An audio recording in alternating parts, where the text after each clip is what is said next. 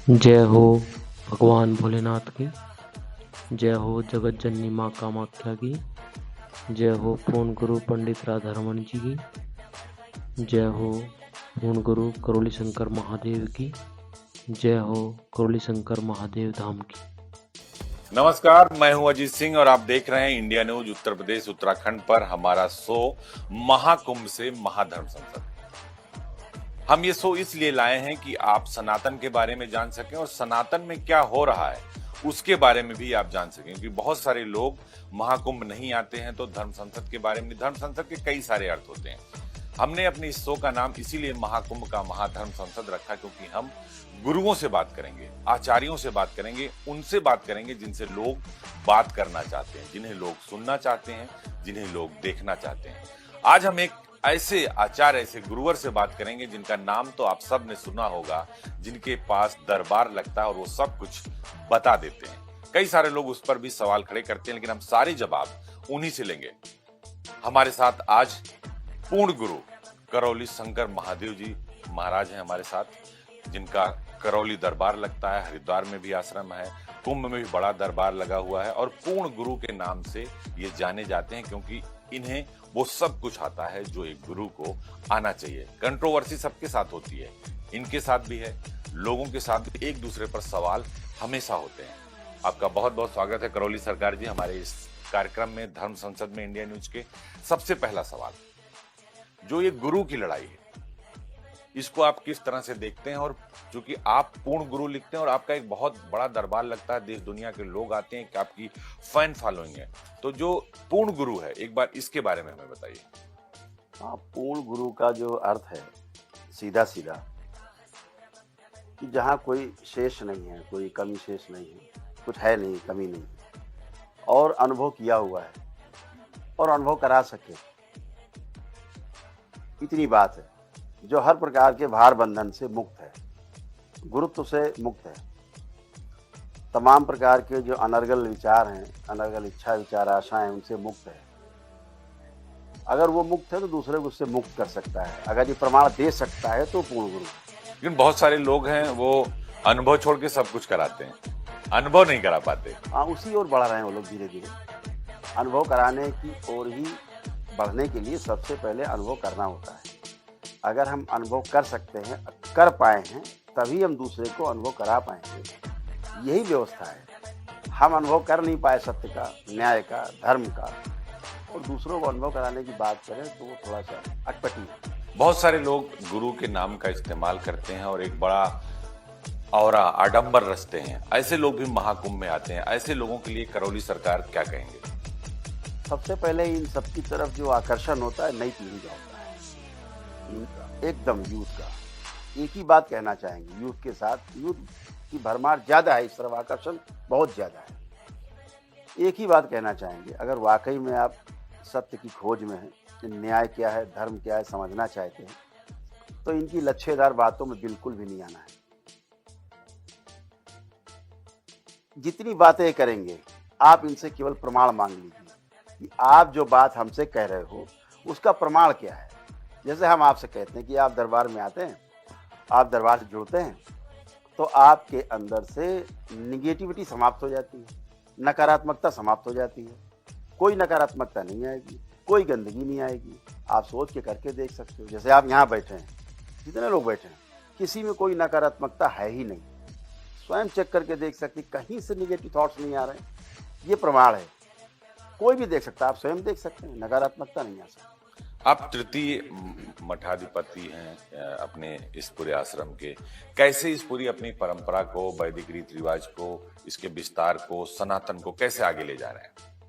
हाँ, अपने परम पूज्य गुरुदेव पंडित श्री राधारमण जी मिश्र, जो इसके द्वितीय मठाधिपति थे, उनके बताए गए, उनके बनाए गए दिशा निर्देशों पर दरबार को आगे ले जा रहे हैं। वो पूर्ण गुरु थे, तो हमको उन्होंने अनुभव कराया, और जो उन्होंने मुझे अनुभव कराया वो दरबार सबको अनुभव करा देता है अपने आप। स्वतः ही प्रार्थना संकल्प से व्यक्ति अनुभव कर लेता है दरबार से जुड़ते ही। तो दरबार की एक व्यवस्था बनी कि व्यक्ति आता है, जुड़ता है अपनी आस्था, विश्वास, अपनी श्रद्धा से, और वैदिक प्रक्रिया करता दरबार की एक दिवसीय। और अगले दिन वो अपने ही प्रार्थना संकल्प से स्वस्थ होकर के शारीरिक और मानसिक जो स्वास्थ्य होता है, करीब 400 प्रकार की जो डिजीज हैं वो लिखा पढ़ी में है कि ये तो एक दिन में चली ही जाएंगी, इसमें बचने का कोई प्रश्न ही नहीं उठता है। आप कैसे इस सनातन के रास्ते पर, गुरु के रास्ते पर आगे, क्योंकि आप पहले शिवसेना में रहे जो एक हिंदूवादी पार्टी थी बाला साहब ठाकरे की, उसमें रहे। 2003 से आपका पूरा ये कारवां शुरू हुआ और अचानक महादेव की तरफ कैसे? हाँ, बचपन से ये हम आपसे कह पाएंगे ठीक से कि 5-6 वर्ष की उम्र से ही इधर इस तरफ लगाव था, झुकाव था। हमारी दादी की वजह से ये और ज़्यादा उस तरफ धर्म की तरफ रुचि बढ़ी और धीरे धीरे फिर 17 वर्ष की उम्र में अपने परम पूज्य गुरुदेव से मिलना हो गया। तो जो उम्र होती है युवा की भटकने की, उस उम्र में हमें रास्ता दिखाने वाला सही मिल गया। ये हम सौभाग्यशाली मानते हैं कि हमको अपने गुरु का साथ मिल गया, उनका संरक्षण मिल गया। तो वो शुरू से ही है, हम करते कुछ भी रहे हैं, किसी प्रकार से राजनीति में रहे, शिवसेना भी चलाते रहे, सब कुछ रहे, लेकिन अंदर भावना धर्म के प्रति ही थी। धर्म को साथ लेकर के धर्म के बताए रास्ते पर ही हम चलते रहे। संतोष सिंह भदौरिया कैसे करौली सरकार बन गए? हाँ, मर जाता है, बचता नहीं। जो परिवार से जुड़ा रहता है वो चीज़ें मर जाती धीरे धीरे, खत्म हो जाती है। ये गुरु कृपा होती है, एक नया नाम देता है, एक नए विचार देता है, नए प्रकार से आपको पथ प्रदर्शित करता है, सूक्ष्म जगत के द्वार खोलता है आपके लिए, कारण जगत आपको ले जाता है, महाकारण जगत तक ले जाता है। अगर वो महाकारण जगत तक गया है, पूर्ण गुरु है तो महाकारण जगत तक गया है, तो वो आपको ले जाता है, द्वार खोलता है। ये सब गुरु कृपा से संभव होता है। महाकुंभ दुनिया का, सनातन का, संस्कृति का, सभ्यता का, परंपरा का, हमारी सोच का, क्योंकि सनातन एक सोच है, धर्म नहीं है, सबसे बड़ा आयोजन है, क्राउड मैनेजमेंट है। महाकुंभ में सनातनियों का पूरी टोली है। क्या आपको लगता है कि यहाँ से हिंदू राष्ट्र की नींव रखी जाएगी? राष्ट्र तो हमारा हिंदू राष्ट्र है ही, इसमें कहाँ कमी है।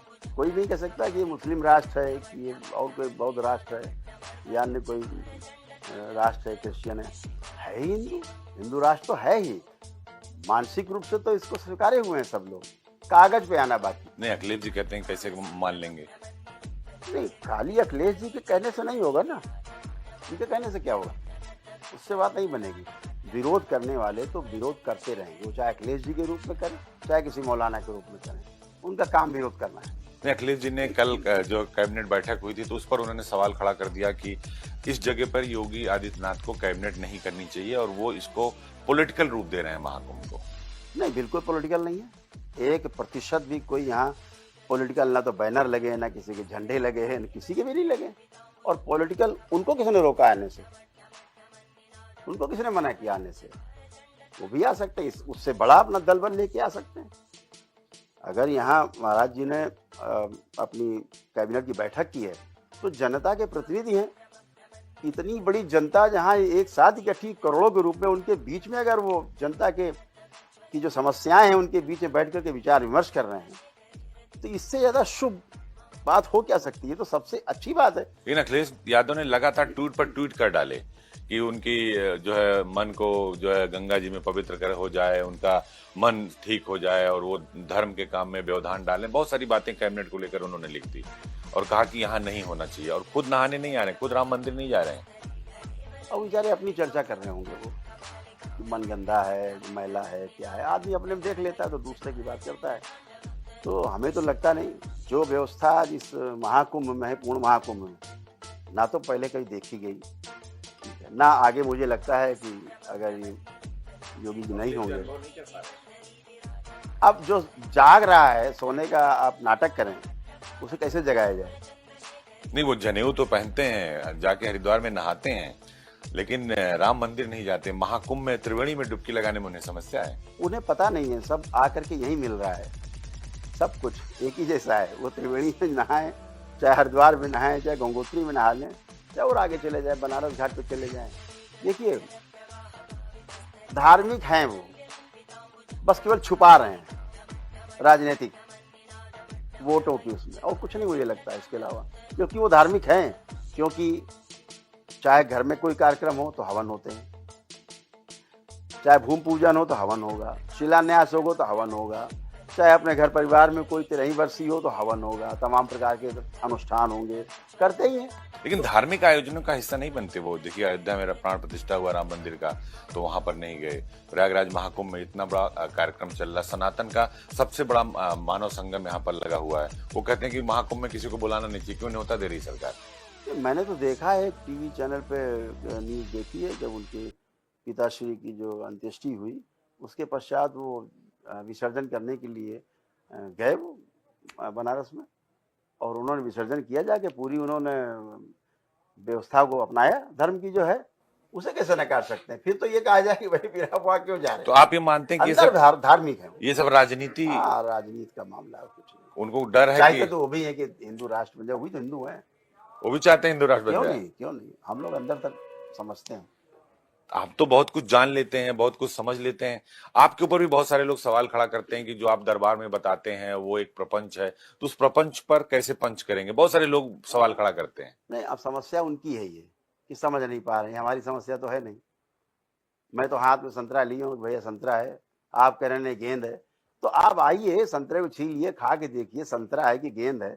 अगर आप अनुभव नहीं करेंगे तो आप कैसे किसी को गलत साबित कर सकते हैं? तो सबका स्वागत है। तकलीफ जी किससे आपकी कभी बात हुई जो आप कह रहे हैं कि वो भी चाहते हैं अंदर से कि हिंदू राष्ट्र बने? नहीं, उनकी बातों से लगता है कि अंदर पीड़ा तो है उनके अंदर। पीड़ा किस बात की? हिंदू राष्ट्र बन जाए कि उनकी सरकार बन जाए? नहीं, उनका नाम ना आए, बस हिंदू राष्ट्र बन जाए। अच्छा, उनका नाम ना आए और हिंदू राष्ट्र बन जाए। हाँ, पीड़ा हमें लगता है कि अंदर से वो हिंदू हैं, तो अब हिंदू एक कैसे राष्ट्र का विरोध कर सकते हैं? ओवैसी को क्या कहेंगे? ओवैसी भी बहुत सवाल खड़ा करते हैं, राम मंदिर पर भी, अयोध्या काशी पर भी, ज्ञानव्यापी पर भी, मथुरा पर भी और महाकुंभ पर भी। वो कहते हैं अपने छोटे भाई को 15 मिनट के लिए छोड़ देंगे तो पूरा खात्मा कर देगा। वो तो मानसिक रोगी है, मानसिक रोगी है। वो दरबार है, उसकी बुद्धि हम ठीक कर सकते हैं। ओवैसी दरबार में तो बुद्धि ठीक कर देंगे करौली सरकार। ठीक हो जाएगी, आ जाए, एक दिन के लिए आ जाए, अगले दिन बुद्धि ठीक हो जाएगी। सनातन तो नहीं कर सकता है, सनातन तो है ही। घर वापसी हो जाए? नहीं, घर देखिए, अभी तो सनातन के लोग अर्थ ही नहीं समझते ना।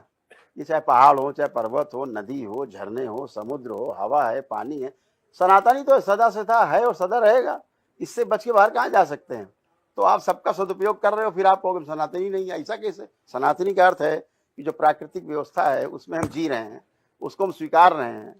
तो ऐसा थोड़ा ना कि दिन में सो रहे हैं और रात में जाग रहे हैं, वो व्यवस्था में तो है ही। उससे पूछिए दिन में सोते कि रात में सोते हैं, तो सोने के लिए रात है तो रात में सोते हैं वो। आप उनसे सोच के देखिए कि पत्नी के साथ व्यवहार, बच्चे के साथ अपने व्यवहार वैसा है कि नहीं, पिता पुत्र जैसा? ये तो संस्कार हैं।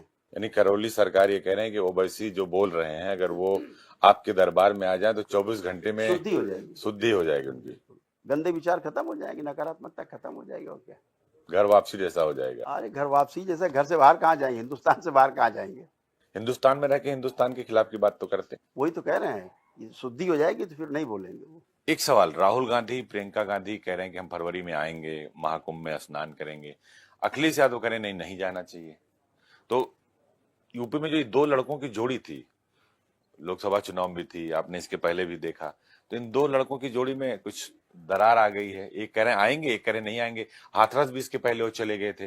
तो अखिलेश को जवाब देने के लिए राहुल बिल्कुल तैयार हैं, जनेऊ भी धारण कर लिया है, मंदिर भी जा रहे हैं, घंटी भी बजा रहे हैं। अच्छी बात है, ये तो हम तो कह रहे हैं हृदय परिवर्तन है। हम तो कहेंगे कि अखिलेश जी का भी ऐसे हृदय परिवर्तन हो जैसे राहुल जी का हो रहा है। अच्छी बात है। तो कहाँ जाएंगे बाहर? हिंदुस्तान से बाहर जाने की व्यवस्था नहीं है। हम बहुसंख्यक हैं। अखंड भारत की परिकल्पना करते हैं आप? बिल्कुल करते हैं, क्यों नहीं करते हैं? अखंड भारत तो है। देखिए, आज जो सरकार हमारी, जो भारत सरकार है, वो अखंड भारत की उस पर चल रही है। किसी को कोई क्षति नहीं पहुंचा रहे। हमारी सोच केवल भारत तक थोड़े ना है, भारत के बाहर भी हमारी सोच है, हमारे विचार प्रभावी है दूसरे देशों में। तो अखंड तो है ही। विचारों के रूप में अखंडता चाहिए, जमीन के रूप में अखंडता और अखंडता उसका कोई विशेष महत्व नहीं है। अच्छा, आप जो देखकर बताते हैं, जब आपका दरबार लगता है, लोग जो उस पर सवाल खड़ा करते हैं, जो मैं कह रहा था, बात कट गई, कि लोग कहते हैं कि वो प्रपंच है। तो सिद्ध करें आके ना, हम तो तैयार बैठे। हमारा प्रपंच आके सिद्ध करो, एकदम खुले बैठे तैयार, एकदम 24 घंटे रेडी। ये दरबार हमको चैलेंज करिए, या कहीं दरबार लगा लीजिए, वहां चैलेंज करिए।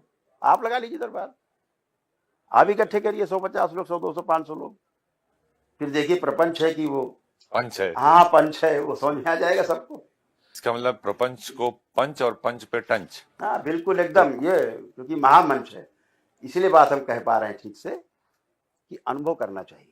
और ये अनुभव केवल हम ये नहीं कि आश्रम में ही कराएंगे कि अपने मठ में कराएंगे, कहीं करा लीजिए, खुली मठ में चुनौती कराएंगे, है। पूरे देश में पूरी दुनिया में कहीं करा लीजिए, कहीं कर लीजिए। जो लोग सवाल खड़ा करते हैं उनको जवाब है करौली सरकार का कि वो दुनिया में कहीं भी दरबार लगा लें और चुनौती का सामना करें। मैं आप ही से कह रहा हूँ अभी तो कुछ किया नहीं गया है। बिल्कुल ठीक बात आपके है। कैमरामैन भी हैं, 10 सेकंड के लिए झपकी मार के देख लीजिए, कहीं कोई निगेटिव थॉट्स आ रहा है? नहीं आ रहा है, नहीं आ रहा है, तो किसी में नहीं आ रहा है। तो क्यों नहीं आ रहा है? क्योंकि आप उस ऑरा में हैं। जब आप शिव की ऑरा में है, माँ के ऑरा के बीच में है, पूर्णता के बीच में है, तो आप में ये गंदी चीज आएगी ही नहीं। इसीलिए हम कह रहे हैं वैसे जी आ जाएंगे तो शुद्ध हो जाएंगे, शुद्ध हो निगेटिव जाएंगे। थॉट्स ही नहीं आएगा। अच्छा ये बताइए, आजकल कुंभ में बहुत वायरल हो रहे हैं IITian बाबा। नाम उनका अभय सिंह है, बॉम्बे IIT के स्टूडेंट है, कनाडा गए और आ गए, कह रहे हैं हमें महादेव मिल गए और महादेव ने उन्हें रास्ता दिखा दिया है। क्या कहेंगे ऐसे लोगों पर? आप पहले महादेव क्या है पहले ये तो समझ ले। कहाँ पागलों की आप बात कर रहे हैं? ये धर्म संसद वो कहते हैं मेरा कुंभ prediction का बहुत अच्छा है, महामंच मैं है, पूरी- जो हमारे धर्म गुरु हमारे सब ऋषि मुनिया बैठे, उनकी बात कीजिए। कहाँ पागलों की बात करने में समय नष्ट करें हम लोग? ये तो पागल हैं ये सब। ऐसे तो लोग भरे पड़े हैं, संख्या उनकी नहीं उनकी शुद्धि की जरूरत नहीं है ना। वो जब चाहे तो शुद्धि होगी। भाई देखिए, दो तरह के लोग हैं। एक चैलेंज करते हैं कि साहब करके दिखाइए, पहले से नकारे हुए हैं। एक वो कहते हैं नहीं साहब हम बीमार हैं, हमें स्वस्थ करिए। तो दो तरह के लोग खड़े होते हैं। तो ये कौन से हैं IIT बाबा? ये तो बेचारा अपने होश में ही नहीं है ना, जिसे अपने माता पिता का आप आत्मा की बात कर रहे थे, तो क्या अभय सिंह में दो आत्मा इसमें चल रही दो है? होती नहीं है, होती एक ही है। अरबों खरबों स्मृतियां होती हैं। स्मृतियों का ही खेल है।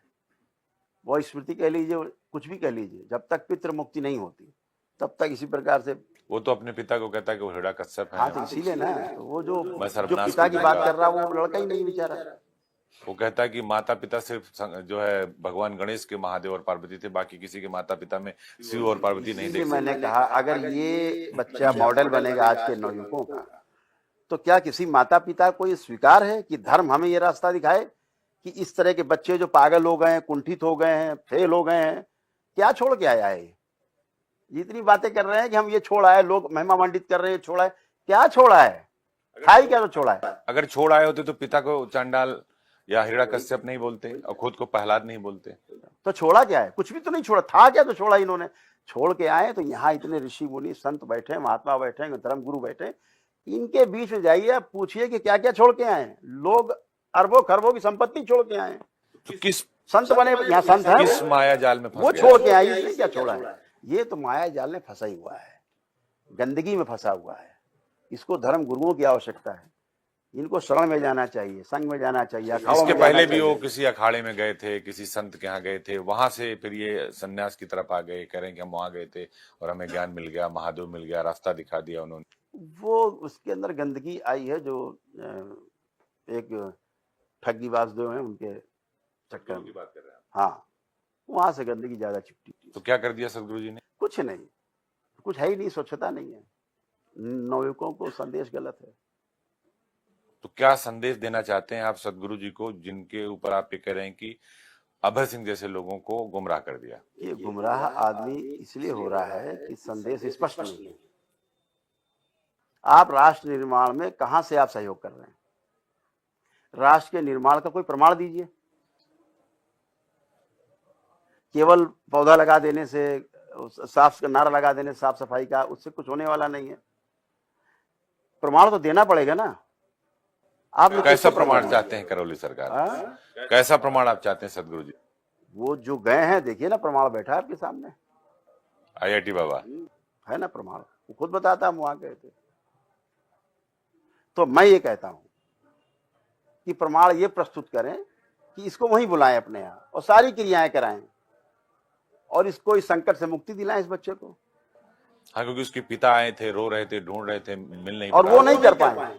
तो मेरे पास उसके माता पिता लेकर के स्वयं आवे वो, और देखिए ये बच्चा स्वस्थ होकर अपने घर जाता है, अपना काम करता है कि नहीं करता है। वापस पैंट सूट टाइम आ क्यों नहीं जाएगा? जाएगा? बिल्कुल जाएगा। जब स्मृतियां गंदी हटेंगी तो उसकी तो स्मृतियां अच्छी हैं ही बच्चे की। बच्चा तो अच्छा है ही, बच्चे में कोई कमी नहीं है। कोमल है। यस, बहुत कोमल है। वो अपनी कोमलता की वजह से ही वो बच्चा ठगा गया है। वो उस बच्चे को गलत रास्ता मिला है, गलत एनर्जी से साक्षात्कार हुआ है उसका, जो उसको भ्रमित करती है।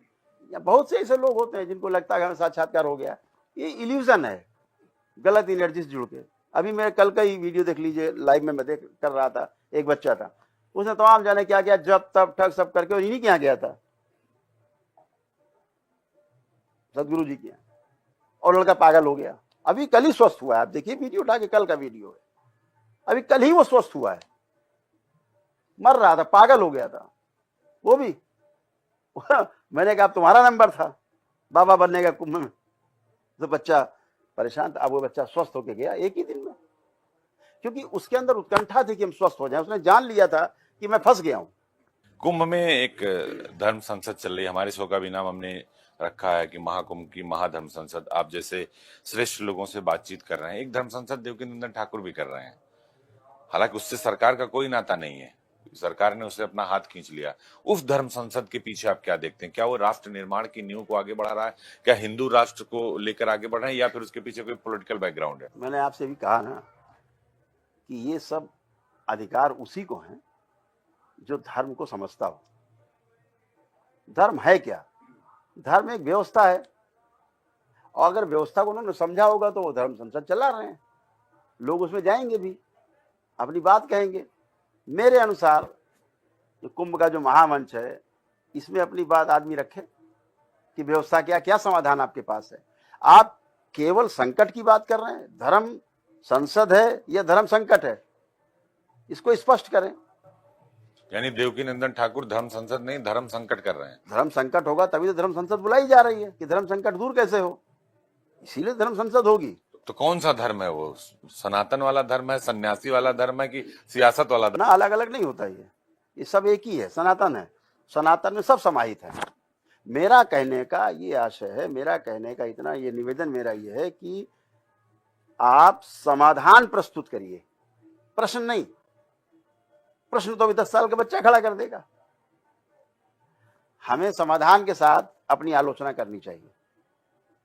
अगर हम में समझ है, हमने धर्म को समझा, तो मेरे पास समाधान भी होगा उसका। अगर हम यहाँ सेक्टर 12 से लेके सेक्टर 20 तक हम गए हैं, तो हमें उसका रास्ता पता है ना, व्यवस्था पता है हमें, तभी तो आपको हम बता पाएंगे कि आप ऐसे से करके चले जाइए, सेक्टर 20 आ जाएगा। तो आपके पास समाधान होगा ना, तो समाधान प्रस्तुत करिए आप। मैं इन सब आचार्यों से यही कहना चाहूंगा, 2 तरह के लोग हैं अजीत जी व्यवस्था में सनातन की। एक होता है आचार्य, एक होता है गुरु। आचार्य के पास थ्योरी है, जो बच्चे ब्रह्मचर्य आश्रम तक पढ़ते थे वो थ्योरी होती थी, और जब वही बच्चा अपना गृहस्थ जीवन पार करके, जो 100 साल की उम्र बताई गई पहले कैलकुलेशन में, अब वो 70 के आसपास लोग कैलकुलेट करते हैं, हम 100 वाली ले लें पुरानी परंपरा में। तो जब तीसरे आश्रम में व्यक्ति आता था, गृहस्थ आश्रम के बाद जब वानप्रस्थी होता था, तो जो गुरुओं से, जो आचार्यों से हमने पढ़ा थ्योरी के रूप में, उसके लिए फिर हम उसकी प्रैक्टिस करते थे, अभ्यास की। और जिस समय बच्चा आपका आता था, वानप्रस्थी होता था, तो आप जो है सन्यासी होते थे, तो गुरु मिलते थे। वो गुरु थे जो आपने पढ़ा था उसका आपको अनुभव करा सके। अनुभव कराने वाले गुरु, यानी वो गुरु थे, गुरु गोविंद खड़े काके लागू पाए, बलिहारी गुरु आपने गोविंद जी बताए। ठीक, आचार्य और गुरु में इतना ही फर्क है। हाथ जोड़ के कहना चाहूंगा, किसी मेरी बात बुरी लग रही हो, बाकी लोग समस्या समाधान गुरु करेगा, क्योंकि उसके पास समाधान है। वो समाधानित है, समाधि की अवस्था में रहा है, मतलब समाधान है उसके पास। समाधि का क्या अर्थ है? समय आदि, जो समय के पार ही चला गया है, अब समय उसका कुछ नहीं कर सकता। एक चीज जो ये 80-20 चल रहा है, ये चाहे आपके सनातन में देखिए, चाहे सियासत में देखिए, वो हिंदू राष्ट्र के बीच में कहीं ना कहीं गोल गोल घूम रहा है कि भाई 80 कौन है, 20 कौन है। ये बड़ा पॉलिटिकल है, ये बहुत पॉलिटिकल है। लेकिन मुझे लगता है कि संतों को अपनी बात कहनी चाहिए। हम तो कहना चाहेंगे कि भाई ठीक है, हमारा देश हिंदू राष्ट्र था, है और रहेगा, इसमें किसी को आपत्ति काहे की है? कोई आपत्ति नहीं। और देखिए जैसे कि, और हाँ, इसका निपटारा बिल्कुल संवैधानिक तरीके से ही होना चाहिए। चू नहीं हुई। भगवान श्री राम का मंदिर बन के खड़ा हो गया, एक चू नहीं है। धारा 370 35 से दुनियादारी जिसको लोग सपना भी नहीं मानते थे कि सपने में हो सकता है, वो चीजें हो गई, एक चू नहीं हुआ। लेकिन सब कुछ संविधान के दायरे में हुआ, एक कैजुअलिटी नहीं। योगी जी भी कहते हैं कि ये देश बाबर और औरंगजेब के आदर्शों से नहीं चलेगा, ये रामकृष्ण और शिव से चलेगा। बिल्कुल। लेकिन अखिलेश से कहते हैं कि जो है ये ज्ञान व्यापी के नाम पर, मथुरा के नाम पर, मंदिर मस्जिद के नाम पर, धर्म के नाम पर बीजेपी डराती है। ठीक है ना, हर जगह दो पक्ष तो हैं, कहीं तीन पक्ष है, पांचवा 10 पक्ष है, तो वो भी एक पक्ष है, अपनी बात कह रहे हैं, वो अपनी बात ही तो कह रहे हैं वो। लेकिन होगा तो बहुमत से ही फैसला, उसे कहाँ ले जाएंगे आप। तो मुझे लगता है कि अखिलेश जी भी हिंदू हैं और अंदर तो उनके भावना होगी ही। यही बहुमत साबित करने के लिए तो नहीं आ रहे हैं कुंभ में, और रामलला के दर्शन करने नहीं जा रहे हैं कि हमें बहुमत कैसे मिले। सत्ता की जो लोलुपता है, जो चाहत है, इसीलिए तो वो 80-20 की खाई को बरकरार रखना चाहते हैं। सत्ता की चाहत तो सबको है जी, उनको भी होगी, तो वो ठीक है। अखिलेश जी का समाधान नहीं करेंगे आप? समाधान उनके पास है, हाँ, प्रस्तुत नहीं करना चाहिए। केवल हृदय परिवर्तन हर नहीं व्यक्ति के पास समाधान है, छिपाता है समाधान, क्योंकि समस्या आदमी स्वयं पैदा करता है। समाधान तो पहले से रहता है, पानी पहले से शुद्ध है, वायु पहले से शुद्ध है, मन पहले से शुद्ध है, बच्चा 2 साल 3 साल का है, हर चीज शुद्ध और पवित्र है। पेड़ पौधे, नदी पर्वत, झरने, समुद्र, सब शुद्ध पवित्र है, सारे पक्षी पशु। आदमी केवल आदमी को छोड़ दिया जाए, बाकी सब शुद्ध और पवित्र हैं। तो आदमी की शुद्धि कैसी होगी? आदमी तो पूरे, यही तो मैंने कहा, अशुद्धि का कारण है, तो शुद्धि कैसे होगी? अपना प्रश्न स्वयं खड़ा किया है, दुख अपना स्वयं खड़ा किया है मनुष्य ने, समाधान है ही पहले से उसके पास, वापस लौट जाए। इच्छाएं अनंत होती नहीं। मैं आपसे कह रहा हूं, आप 25 इच्छाएं लिख के दे दीजिए हमें, आप 10 इच्छाएं नहीं लिख पाएंगे अपनी, कोई नहीं लिख पाएगा। बोला जाता है इच्छाएं अनंत नहीं है, स्मृतियां अनंत हैं। आदमी परेशान है अपनी पितरों से, पितृ मुक्ति नहीं हुई तो स्मृतियां हैं, वो इतना परेशान कर देंगे आदमी पागल हो जाएगा। ये सब जो पागल घूम रहे बने, इसी वजह से पागल बने घूम रहे हैं, पितरों से परेशान है। भगवान श्री कृष्ण ने कहा है, इस बात को स्वयं कहा है कि भूत की पूजा करो तो भूत बनोगे, पितृ की पूजा करोगे तो पितरों के साथ रहोगे, वैसे ही बनोगे, देवी देवताओं की संगत करोगे तो वैसे बनोगे, मेरी शरण में आओगे, ध्यान साधना करके आओगे तो 84 लाख योनियों के जन्म मरण के बंधन से मुक्त हो जाओगे। इतनी बात तो की, साफ साफ तो लिखा है गीता में, अध्याय 9 श्लोक 25 में पढ़ लीजिए। बहुत लोग बोलते हैं कि हमारे रोम रोम में राम है, ये देश राम और रहीम का है, ये देश मीरा और रसखान का है। लेकिन वो सवाल खड़ा करते हैं आपके इस महाकुंभ को लेकर कि ऐसा नहीं होना चाहिए, जबकि 40 करोड़ लोग आ रहे हैं 144 साल बाद मुहूर्त आ रहा मौनी अमावस्या को, फिर भी वो महाकुंभ पर सवाल खड़ा करते हैं। और उनका ये कहना है कि ये नहीं होना चाहिए, सरकार इसको प्रोपोगंडा कर रही, सरकार इसमें अपना नाम कर रही है, उसको विदेशों से लोगों को नहीं बुलाना चाहिए, यहां से लोगों को नहीं बुलाना चाहिए, नदी को चीर दे रहे हैं, ये कर दे रहे हैं, बहुत सारे सवाल खड़े हो रहे हैं। तो करौली सरकार का इस पे क्या मत है कि क्या महाकुंभ होना गलत है? क्या सनातनी परंपरा का जो ये परंपरा चली आ रही है हमारी संस्कृति और सभ्यता की, क्या ये नहीं होना चाहिए जो लोग सवाल खड़ा कर रहे हैं? से लोगों से पूछा जाना चाहिए कि आपने माता पिता को माता पिता मानने से छोड़ देना चाहिए, धरती को धरती मानने छोड़ दे, इस सृष्टि को सृष्टि मानने छोड़ दे, अपने को मानना छोड़ दे। क्या क्या छोड़ेंगे, कहां तक छोड़ेंगे? देखा नहीं कि हम कौन सी हमारी माँ थी, खुद तो पैदा होते थे, देखा नहीं है तो छोड़ दे।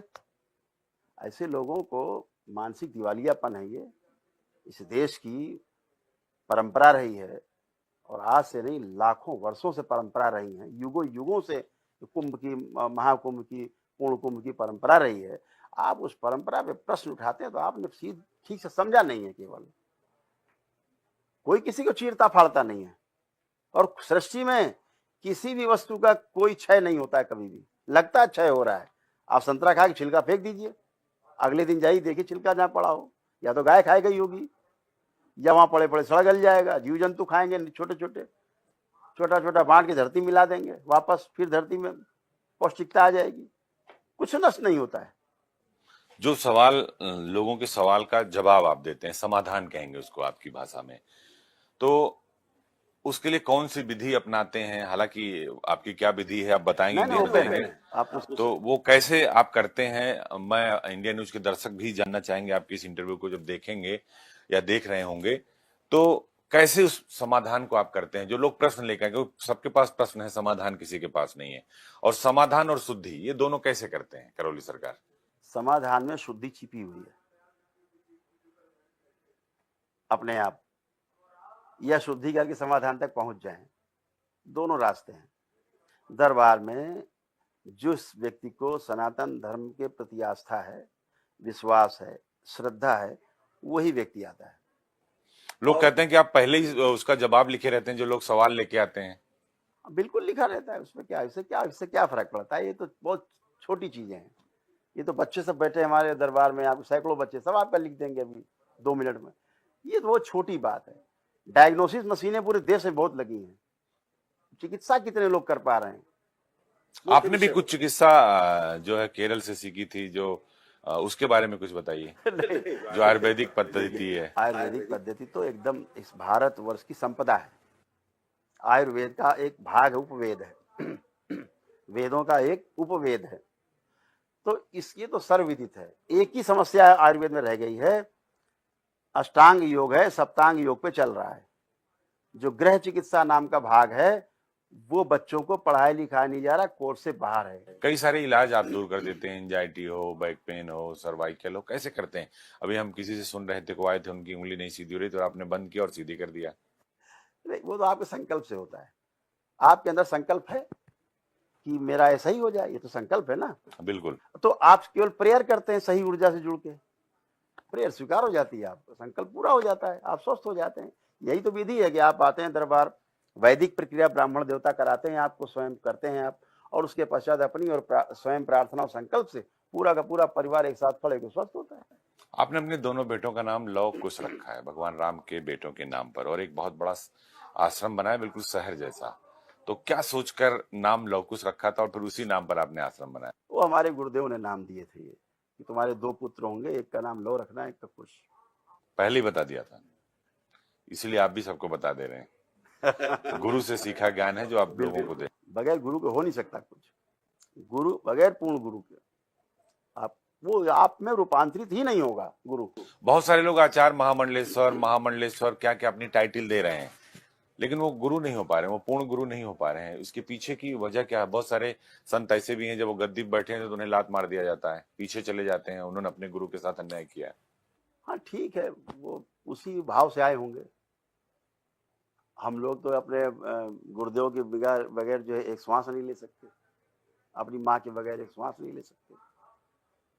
हम लोग तो यही कहना चाहेंगे कि जो बाप है वो तो बाप ही रहेगा, गुरु तो गुरु रहेगा। कुछ लोग बाप को हिरण्यकश्यप बोलते हैं। हाँ तो ठीक है, वो खुद ही हिरण्यकश्यप है। वो देखिए, ये दैत्य स्मृतियां हैं, 2 तरह की स्मृतियां इस सृष्टि में हैं। बड़ी बात कह रहे हैं आप, दैत्य स्मृति है, खुद हिरण्यकश्यप है। देव स्मृतियां और दैत्य स्मृतियां ये सदा से थी, हैं और सदा रहेंगी। जिनमें जिस स्मृति का प्रभाव सबसे ज्यादा है वो है व्यक्ति आपको वैसा ही दिखाई देगा।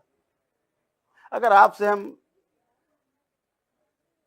एक सिंपल बात करें एज ए मैन, तो क्या आप अपने बच्चे को यही संस्कार देना चाहेंगे जो ये लेकर के कुंभ में बैठा प्रचारित हो रहा है, ऊंचा IIT बाबा IIT ऐसा बनाना चाहेंगे? बिल्कुल नहीं, क्योंकि हमारे माँ बाप तो, हमने उनसे सवाल भी पूछा था कि हम तो अपने माता पिता में भगवान शिव और माँ पार्वती को, अगर उसमें नहीं दिख रहे हैं आप, जवाब में उन्होंने कहा था कि वो प्रहलाद, मैं प्रहलाद हूँ, वो हिरण्यकश्यप है, मेरी माँ को चांडाल बोलता, मैं सर्वनाश कर दूंगा, मुझे महादेव मिल गए। ये पागलपन की चरम अवस्था है कि आदमी, ऐसी अवस्था है कि अब वो अपने पागलपन को बच्चा समझ भी नहीं पा रहा है कि पागल है वो। एक वो भी अवस्था है ना कि बीमार आदमी ये नहीं समझ पा रहा कि मैं बीमार हूं, अनुभूति बंद है, इल्यूजन खुला हुआ है, गंदगी चिपटी हुई है बाहर से स्मृतियों की। अब गंदी स्मृति, गंदा ही गंदा सोच विचार मेधस के द्वारा अंदर देंगी आपके मस्तिष्क में, और मस्तिष्क पूरे शरीर फैल जाएगा। बहुत सारी जो है दीक्षा लेने आई थी, हरसारिचार्या एक नाम है जिसको लेकर बहुत कंट्रोवर्सी हुई, वो जो है अखाड़े में थी, फिर वहां से उनका स्थान बदला गया। उनको लेकर भी ऐसे लोगों को क्या कहेंगे? क्योंकि ये तो सनातन है, गुरु शिष्य का विवाद है और कुछ लोग उसको देख रहे हैं दूसरे नजरिए से। हम तो सिर्फ इतना कहना चाहेंगे कि मर्यादा रहनी चाहिए, इस धर्म की मर्यादा, इस सनातन धर्म की मर्यादा बनी रहनी चाहिए। इसका संदेश महाकुंभ से पूरे विश्व में जा रहा है, बस इतना हाथ जोड़ के निवेदन सभी से करना चाहेंगे। क्योंकि ये वो देश है जहां रत्नाकर यानी अंगुलीमाल ऋषि वाल्मीकि बने, तो हर्षारिचार्या क्यों साध्वी नहीं बन सकती? उस पर इतने सवाल, इतने कटाक्ष। क्या होता है, जितना मैंने अपने गुरुदेव से जाना, स्त्री जो है सन्यासी नहीं हो सकती। तो बहुत सारे जो स्त्री सन्यासी नहीं है, हाँ। नहीं है, एक स्त्री सीमा है, सन्यासी नहीं हो एक सकती। सीमा है जहां तक पहुंचा जाए। कैसे नहीं हो सकती? हम आपको बात कर रहे हैं उस अवस्था की। हाँ, समझ गया मैं कि जो आध्यात्मिक है। हाँ, बिल्कुल ठीक बात है। ठीक है, एक सीमा है वहां तक। स्त्री का सबसे सुंदर जो गुण है जिससे वो पूर्णता को प्राप्त करती है, वो समर्पण है। समर्पण, वो चाहे पति के प्रति क्यों ना हो। हाँ, अगर उसके अंदर समर्पण है कि मेरा पति ही मेरा परमेश्वर है, जो सिखाया जाता है बच्चियों को हमारे सनातन धर्म में, बिल्कुल, कि जहाँ जा रही बेटी शादी होके जा रही विवाह होके, यही तुम्हारा वही तुम्हारा घर परमेश्वर है, वही तुम्हारा घर है। अगर उसने उसको परमेश्वर ही मान के सेवा की, वो चाहे शराबी हो, लुच्चा हो, कुछ भी हो, वो तो पार हो जाएगी, पति भले नरक में चला जाए। तो स्त्री समर्पण से केवल, इसका बहुत सुंदर गुण है, पति के लिए भी, अपने बच्चों के लिए भी एकदम समर्पण जान दे देगी। ये उसको पूर्णता में ले जाता है। तो सन्यासी क्यों नहीं हो अच्छा, तो सकती? 2 नाम बताइए जो स्त्रियां सन्यासी हो गई, पूरी हो गई। नहीं, बहुत सारी साध्वी यहाँ मिलती हैं, हम लोग देखते यहाँ की बात रहते नहीं हैं। कर रहे हैं। हम पौराणिक काल से उठाइए, 2 नाम बताइए महिलाओं के जो सन्यासी हो गई, पूर्णता को प्राप्त हो गई। 2 नाम बताइए। आप माँ बताइए। सीता कैसे पहुंची? हम क्यों उनकी पूजा मीरा आराधना भी करते? है, माँ सीता क्यों भी पूजा है। आराधना करते? समर्पण। उस जंगल में चली गई, उन्होंने जंगल में फिर छोड़ दिया ले जाके, लंका विजय बहुत के सारे बाद। नाम है, मीरा है, सावित्री है, माँ मीरा भी है। नहीं, देखिए अब मीरा में फर्क पड़ जाएगा। फिर ये भक्त हैं, भक्त होने में और साधक होने में बड़ा फर्क है। मनुष्य का शरीर ही बना है साधना के लिए, चौथे शरीर पे जाकर के स्त्री जो है वो फिर से जो है।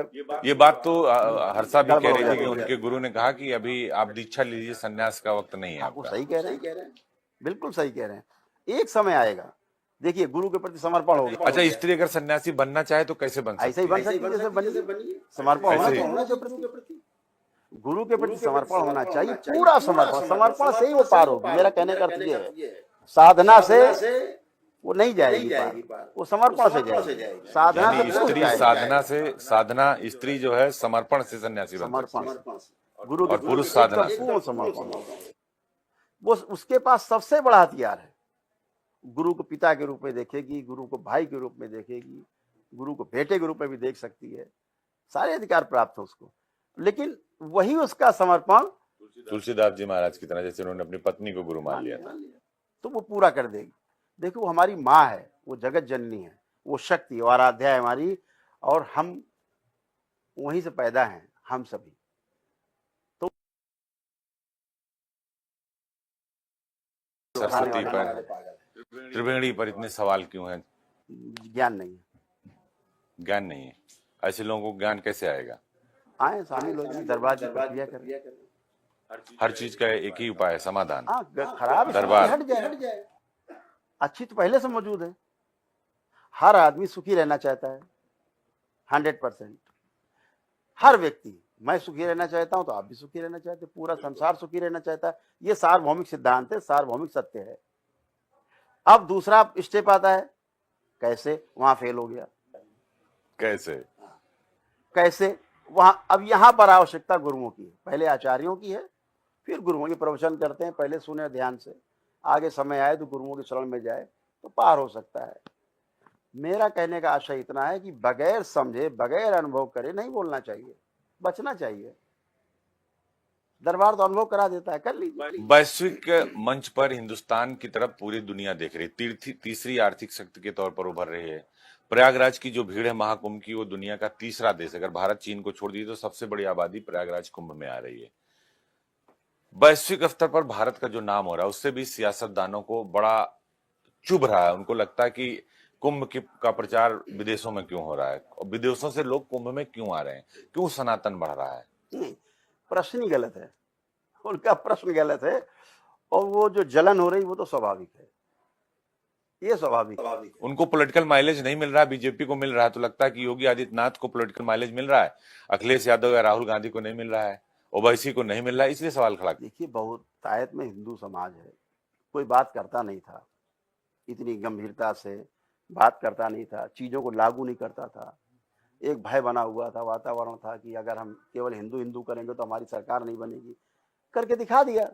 ऋषि महर्षियों ने, संतों ने, गुरुओं ने, आचार्यों ने, यही सब मिल करके उठा के गद्दी पे बैठा दिया और अपना काम भी पूरा करवा लिया। सृष्टि जो चाहती है वो होके रहेगा, किसी के विरोध से कोई इसका फर्क ही नहीं पड़ता है। हाँ, वो विरोध स्वाभाविक है, क्योंकि ऐसी स्मृतियां हैं वो कि आपसे विरोध करवाएंगी।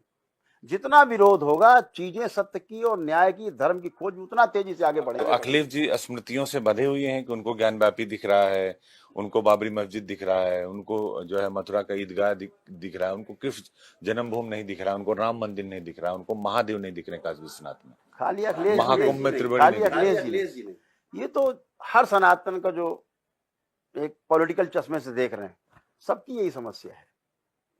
अंदर चाहते कुछ है, बोल कुछ रहे हैं। अच्छा, तो क्या वो वैसी इसको हिंदू राष्ट्र बनने से रोक लेंगे? कोशिश कर रहे हैं कि हम 15 मिनट में, ठीक है ना, हम भी ट्रेन रोकने चल रहे हैं, चलिए आप भी रोके, मिलते हैं, ट्रेन जा रही है, इसको रोकते हैं। इतना बड़ा सैलाब कर जाएंगे। बिल्कुल नहीं आप रोक सकते। तो क्या ये आप हिट हो रहा है? राम मंदिर बनने से रोक पाएगा? इस देश में संविधान भी तो है, संवैधानिक दायरे में ज्ञान व्यापी चल रहा है, ठीक है ना, वो भी संविधान दायरे में निपटेंगे। पूजा शुरू, हम लोग सब आशान्वित है, बिल्कुल पूजा शुरू हो गई। ये पूजा क्या, वो तो महादेव का स्थान है। और मुझे लगता है आने वाले समय में मुस्लिम भाई जो है ना, वो खुद ही समर्पित कर देंगे उस स्थान को। ज्ञान व्यापी को मुस्लिम में कर देंगे। आप चाहते हैं कर दें? हाँ भाई, तो हम एज ए हिंदू हम तो चाहेंगे कर दें, बिल्कुल कर दें। लेकिन मुझे ऐसा लगता है कि मुस्लिम समाज में भी तमाम ऐसे, जैसे राम मंदिर के समय में भी मुस्लिम समाज से अपनी महाकुंभ में भी लोग आ रहे हैं, लेकिन वो भी और पार्टियों को अच्छा नहीं लग रहा, कह रहे हैं क्यों जाना है। हाँ, तो चुभन तो होगी भाई, देखो पॉलिटिकल मामला है, वो पॉलिटिक्स कर रहे हैं, हम लोग तो धर्म की शरण में हैं। कुछ ऐसा बताइए मुझे, जो आप दरबार लगाते हैं, करौली सरकार को लोग जानते हैं, देश दुनिया से लोग आते हैं आपको अपनी समस्या का समाधान ढूंढने, शुद्धि और समाधान जो बात आप कर रहे हैं, कुछ ऐसा बताइए जो हम अपने इंडिया न्यूज दर्शकों को बता सकें। देखिए, लोग जो कहते हैं कि नहीं वो तो कुछ नहीं, वो जो बताते हैं पहले से उनको पता होता है, प्रपंच करते हैं, जो हम साबित कर दें, कुछ अगर आप बताइए। ठीक है ना, इसी महाकुंभ में आप भी ओम भी हैं, ये रख लीजिए, जो कॉमन मैन आए हैं उनको 2-4-500 लोग इकट्ठे कर लीजिए, एक जगह रख लीजिए, आप किसी गंगा तट पे रख लीजिए, आप हमको बुला लीजिए, देखिए समाधान मिलता है नहीं मिलता है। एक छोटा सा हवन जिसमें सब शामिल, उसके बाद उनसे पूछ लीजिए। तो शुद्धि की जरूरत, महाकुंभ तो वैसे ही शुद्ध है, लेकिन बहुत सारे अशुद्धों को शुद्ध करने की जरूरत है अभी। बिल्कुल, कुछ लोग ऐसे होते हैं ना कि कूड़ा करकट थोड़ा लग गया है, धूल धक्कर हट जाएगी स्नान से, कुछ लोग अपना काली काली पोत के घूम रहे हैं। एक आखिरी सवाल आपसे महाराज, करौली सरकार सनातन को लेकर, महाकुंभ को लेकर और इस पूरी हाय तौबा पर ओवैसी अखिलेश को लेकर आपका क्या मत है? अरे ये तो धार्मिक क्षेत्र है, यहाँ धार्मिक व्यक्तियों की ही बात सुनी जाएगी और कही जाएगी और यही संदेश पहुंचेगा। पॉलिटिकल संदेश यहाँ से कोई नहीं पहुंचेगा, ना पहुंचा है अभी तक। अगर इसको पॉलिटिकल संदेश कहा जाए कि गवर्नमेंट ने यहाँ जो व्यवस्थाएं की है, एक अभय का वातावरण बनाया है, सुरक्षा का वातावरण बनाया है, साफ सफाई स्वच्छता का वातावरण है, कहीं कोई मक्खी नहीं भिनक रही है, क्राउड मैनेजमेंट, यस, बिल्कुल जबरदस्त मैनेजमेंट है। 10 मिनट के अंदर आदमी की समस्या का समाधान है, बच्चा खो जाए अभी 10 मिनट के अंदर फ्लैश हो जाएगा, कहाँ है माँ बाप और कहाँ बच्चा है। तो सब चीजें जो इतनी व्यवस्थित हैं, चौड़ी चौड़ी रोड है, पानी की व्यवस्था, सब चीज की व्यवस्था है, मतलब आप उंगली नहीं उठा सकते। नहीं, अब तक इस देश का जो कुछ मीडिया होता आपकी तरह खड़े हो जाते लोग कि भैया ये गड़बड़ है, कोई गड़बड़ी पे, व्यवस्था पे प्रश्न नहीं उठा पा रहा है। महाराज, उस समस्या का एक ही समाधान है जो आप कह रहे हैं कि हवन और उसका शुद्धिकरण। मेरा भी अपना मानना है कि सनातन की इतनी बड़ी परंपरा को, इतनी बड़ी सोच को, इतने बड़े समागम को राजनीति से नहीं जोड़ना चाहिए। और जब वैश्विक मंच पे हिंदुस्तान के मान, सम्मान और स्वाभिमान की बात हो, तो राजनीतिक दलों को एक मंच पर होना चाहिए और संतों को भी एक मंच पर होना चाहिए, क्योंकि कुंभ में संत भी अलग अलग लाइन, अलग अलग अपनी ताकत दिखाने में जुटे हुए हैं। इसीलिए तो हम ये बात नहीं कह पा रहे हैं आपसे कि अभी हम सब में बहुत जो मतभेद हैं वो मत भिन्नता खत्म हो जाए, एक मत पे पहुंच जाए। मनभेद तो है नहीं, क्योंकि सबका लक्ष्य एक ही है। संतों में भी मतभेद है। नहीं, सभी में होना चाहिए। ये स्वस्थ परंपरा हमारे देश की है। धर्म संसदें क्यों चल रही हैं? ये हम यहाँ क्यों बैठे हैं? हमारा अपना मत है, हम प्रस्तुत कर रहे हैं आपके सामने। तो मतभेद तो ठीक है, ये आपको लक्ष्य तक ले जाएगा, समाधान तक ले जाएगा। मनभेद ठीक नहीं है। तो अभी जब मतभेद से समाप्त होंगे, सभी में विचार विमर्श करते हैं, सबके मत अलग अलग होते हैं। लखनऊ बैठे लोगों में भी वहां भी मत है, अलग अलग है, बात होती, चर्चा सदन में होती है, तो मतभेद ही तो है। लेकिन मन भेद नहीं, बाहर मिलकर सब एक साथ बैठ के चाय पानी नाश्ता करते हैं, एक दूसरे के जाते हैं शादी समारोह, घर पर कार्यक्रम में, तो मन भेद कहाँ है? तो ऐसे यहाँ भी मन भेद नहीं है, दिखता है, क्योंकि विचार अलग अलग हम कह रहे हैं उस बात को कल घुमा फिरा के कोई कहे तो वो दिखाएगा साहब इनमें मन भेद है। मन भेद बिल्कुल नहीं है। संतों के प्रति पूरी निष्ठा है, ये पूरे धर्म के प्रति पूरी निष्ठा है, सबके अंदर है, मेरे अंदर भी है। सबका सम्मान है, गुरुओं का सम्मान है, सारी परंपराओं का सम्मान है। और ये यही परंपराएं तो आदमी को आगे ले जा रही हैं। अगर ये परंपराएं नहीं होती तो आदमी आज जानवर बन के घूम रहा होता, लूट मार कर रहा होता। तो इन गुरुओं का ही तो प्रभाव है, इन आचार्यों का ही तो प्रभाव है कि हम पहले, हमारे पास सूचना के रूप में कोई चीज है कि ऐसा करने से पाप होता, नहीं करता है। फिर वो पाप और पुण्य क्या है ये गुरु समझा देता है कि भाई आपके गंदे विचार वो पाप हैं, जो अच्छे विचार आपका पुण्य है। इतनी बात तो है। अगर ज्यादा आपके अंदर अच्छे अच्छे विचार आ रहे हैं मतलब आपका पुण्य है, आप अच्छे काम कर पा रहे हो, तो आपका पुण्य ही तो है ये। जो लोग नहीं आ रहे हैं उनके पास अच्छे विचार इसीलिए नहीं आ रहे हैं। हाँ, देखिए, जो व्यक्ति जो ऐसा नहीं कि विचार उनके अच्छे हैं नहीं, अंदर दबा देते हैं। हाँ, वो अपनी उनकी राजनीति है, अपनी अपनी राजनीति के अनुसार काम कर रहे हैं। लेकिन हम व्यवस्था की बात करें तो अखिलेश जी भी अगर एक अच्छे अपने को साबित करेंगे कभी चल के बहुसंख्यक समुदाय के लिए, तो वो भी ऐसी व्यवस्था करने के लिए लालायित होंगे। जैसे एक हाईवे बना, बहन मायावती जी ने बनवाया एक हाईवे, उसके बाद इन्होंने बनाया, आई ना भावना अंदर। और उसके बाद योगी जी ने दर्जन भर बना दिए, लंबी रेखा अब खींच दी। उसके बाद महाराज जी ने पूरे प्रदेश में फैला दिया जाल। तो ये सब एक व्यवस्था है, एक दूसरे को देख करके आती ही है, अंदर हुक उठती है कि हमें करना है। बस ये है कि अवसर की बात है। अखिलेश जी को भी आगे आना चाहिए, बढ़िया है, अच्छा सोचते हैं वो भी। हम तो लगता है कि अच्छा आगे और अच्छा सोच पाएंगे। बहुत बहुत धन्यवाद। ये थे हमारे साथ करौली सरकार जी, जिन्होंने हमारे सभी सवालों का बेबाकी से जवाब दिया और कहा कि ओवैसी जैसे लोगों को शुद्ध करने के लिए हमारा दरबार सजा। एक बार आ जाएंगे तो उनकी बुद्धि को हम शुद्ध कर देंगे और हो सकता है वो सनातन की तरफ वापस आ जाएं। और सवाल ये भी कि राहुल गांधी की तरह अखिलेश यादव भी अगर हृदय परिवर्तन कर लें और महाकुंभ में आ जाएं तो उनकी नीति और नियति दोनों अच्छी हो जाएगी, तो शायद आगे उन्हें अच्छा अवसर मिले। और देखिए, महाकुंभ सनातन का महासंगम है।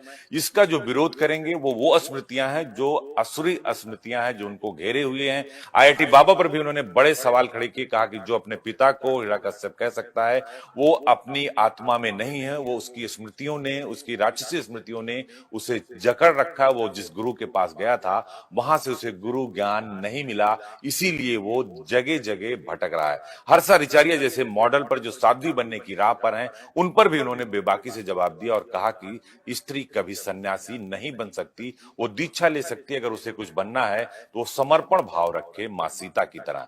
तो ये हमारी पेशकश लगातार जारी रहेगी और महाकुंभ से महाधर्म संसद इंडिया न्यूज पे राह पर हैं, उन पर भी उन्होंने बेबाकी से जवाब दिया और कहा कि स्त्री कभी सन्यासी नहीं बन सकती, वो दीक्षा ले सकती है। अगर उसे कुछ बनना है तो वो समर्पण भाव रखे मां सीता की तरह। तो ये हमारी पेशकश लगातार जारी रहेगी और महाकुंभ से महाधर्म संसद इंडिया न्यूज पे हम हर दिन रोज रात 9 बजे आपको दिखाते रहेंगे। और आज हमारे साथ देखिए करौली सरकार की ये पूरी बातचीत और पेशकश। नमस्कार।